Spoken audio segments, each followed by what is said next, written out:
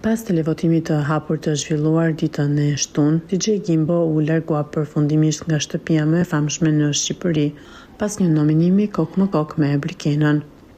Largimi i tij shënon një moment të rëndësishëm brenda dinamikës së shtëpisë, duke prekur ndjenjat e banorëve të tjerë. Selin Bollati, e cila kishte ndarë një lidhje romantike të veçantë me Gimbon, u duke trishtuar dhe me lot në sy pas përfundimit të prajmit. Ish-banori e përshëndeti nga studio, ndërsa Selin shprehu vështirësinë e saj për të përballur me situatën pa praninë e tij. Në profilin zyrtar të shtëpisë më të famshme në Shqipëri u publikua një video e Selin në dhomën e rrëfimit, ku ajo rrëfeu emocionet e momentit. E dija që do të ndodhte kështu. Jam mërzitur sepse ishte e vështirë kur ishte ai këtu. Imagjino pa Gimbon fare. E di kur je kështu njëri pa njëri.